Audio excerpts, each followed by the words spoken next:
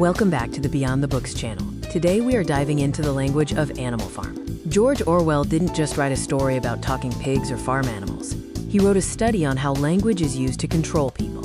It's a masterclass in the language of rebellion, rhetoric, and satire. You'll notice that the words we are learning today are often used by the pigs or the narrator.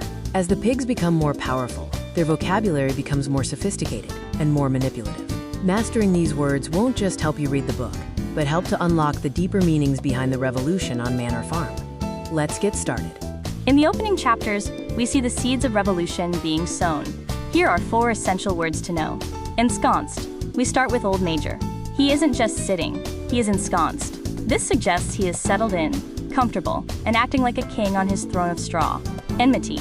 Old Major preaches enmity. This is stronger than just dislike. It's a deep, active hatred that defines the relationship between animals and humans. Vivacious. Contrast this with Snowball. He is vivacious, lively, energetic, and talkative. Think of him as the charismatic leader who gets everyone excited, whereas Napoleon is more quiet and intense. Apathy. The pig's biggest enemy wasn't Mr. Jones. It was the apathy of the other animals. Many animals just didn't care, or asked, will there be sugar after the rebellion? That lack of caring is what the pigs had to overcome. As the animals try to build their new society, the vocabulary gets more complex. Cryptic. This is Benjamin the donkey's signature word. He never speaks straight. He is always cryptic. When asked if he's happier now that Jones is gone, he just says, donkeys live a long time. He knows something the others don't. Maxim. The sheep can't memorize the 7 commandments, so Snowball simplifies it into a maxim. 4 legs good, 2 legs bad. A maxim is a short, memorable saying that acts like a rule. Ignominious. When the humans try to take the farm back, they don't just lose. They suffer an ignominious defeat. It's humiliating and shameful, involving them getting kicked and bitten by farm animals. Posthumously. Notice how the animals start creating military honors? Giving medals posthumously, after death, is a way to create heroes and myths for the farm. As Napoleon takes control, the atmosphere turns oppressive. Pretext. This is Squealer's favorite tool. A pretext is a fake reason you give to hide your real reason. For example, Napoleon says the windmill was his idea all along, using, quote, tactics as a pretext to hide that he stole it from Snowball. Blithely. Look at Molly the mare. She blithely chews sugar and lets humans pet her. She is blissfully unaware, or unconcerned, about the serious political revolution happening around her. Sordid. As time goes on, life on the farm isn't the utopia they dreamed of. It becomes sordid, dirty, grim, and morally distinct. The animals are hungry, cold, and working too hard. Manifest. This word means obvious. The changes on the farm are becoming manifest to anyone paying attention, like the pigs moving into the farmhouse, even if the animals are too afraid to speak up. Survival becomes a struggle as the dream begins to fade. Capitulate. This is a military term for surrendering. The hens try to rebel, but they are starved until they capitulate. It shows that the pigs are no longer asking. They are forcing. Countenance. Look at how Napoleon is described now. We talk about his countenance, his face/expression. He rarely appears in public, and when he does, he looks terrifying. Retinue. Napoleon doesn't walk alone anymore. He has a retinue of dogs guarding him. This is something kings and dictators have, not comrades. Conciliatory. The pigs start making deals with human neighbors. They use a conciliatory tone, trying to make nice and smooth things over, because they need trade to survive. The story concludes with a chilling transformation: complicity. By the end, the pigs are playing cards with the humans. There is complicity. They are partners in crime. They are equally guilty of mistreating the lower animals/classes.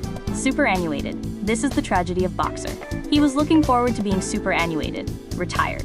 Instead, when he became useful only for glue, the pigs sold him. Taciturn. Benjamin again. He remains taciturn, silent, and reserved. He saw it all coming, but his silence is part of the tragedy. Morose. The final vibe of the farm is morose. It's gloomy and sad. The high spirits of the rebellion are gone, replaced by a heavy, gray reality. Here are some important words from the book, which may be a bit harder. Benevolent, well-meaning and kindly, serving a charitable rather than a profit-making purpose. Page 4. Used to describe Old Major's appearance. He was 12 years old and had lately grown rather stout, but he was still a majestic-looking pig with a wise and benevolent appearance. Cynical, believing that people are motivated by self-interest, distrustful of human sincerity or integrity. Page 5. Used to describe Benjamin the donkey. He seldom talked, and when he did, it was usually to make some cynical remark.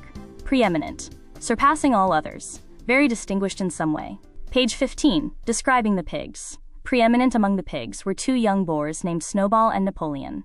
Indefatigable, of a person or their efforts, persisting tirelessly. Page 32. Describing Snowball's dedication. He was indefatigable at organizing the other animals into what he called animal committees. Articulate, of a person or a person's words, having or showing the ability to speak fluently and coherently. Page 53. Describing the animals' struggle to argue. Some of them would have protested if they could have found the right arguments. Even Boxer was vaguely troubled, but he could not think of anything to say. Some of the pigs themselves, however, were more articulate. Malignity, evil in nature or effect. Malevolence. Page 70. Napoleon blames Snowball for the windmill's fall. In sheer malignity, thinking to set back our plans and avenge himself for his ignominious expulsion. Machinations. A plot or scheme. Page 97. Regarding the rumors of a human attack. In the late summer, yet another of Snowball's machinations was laid bare.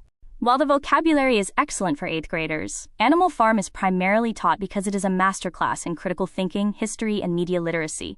Beyond just definitions, here are the 4 major conceptual pillars students should take away from the book. The most direct lesson is that the book is not about animals. It is a retelling of the Russian Revolution of 1917. Understanding who represents whom helps students understand history. Napoleon equals Joseph Stalin, the dictator who uses brute force, the dogs, to maintain power. Snowball equals Leon Trotsky, the intellectual idealist who is chased out and then blamed for everything that goes wrong. Boxer equals the working class, the loyal, hardworking citizen who believes Napoleon is always right, and is ultimately betrayed by the government he built. Old Major equals Karl Marx/Lenin, the originator of the revolutionary idea, communism/animalism. This is perhaps the most relevant lesson for modern students. The character Squealer represents the state-controlled media, specifically the newspaper Pravda. He teaches students how language is weaponized to control a population. Gaslighting. Squealer convinces the animals that their memories are wrong.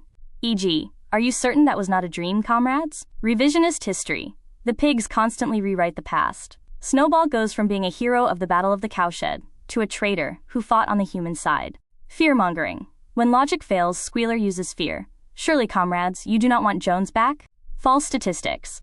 Squealer reads lists of figures proving food production has increased, even though the animals are starving.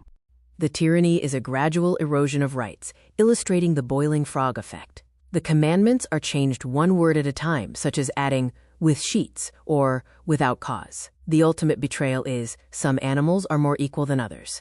The book is a perfect tool for teaching dramatic irony, when the audience knows something the characters do not. In the glue factory scene, the reader knows Boxer is being sent to his death, but the animals do not.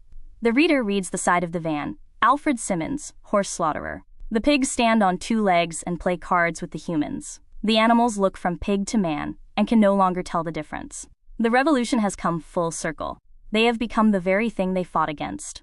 Education is a major theme. The literacy gap gives the pigs power. Boxer's ignorance, or inability to read the commandments, makes him vulnerable. The takeaway is to educate yourself, or you risk being manipulated.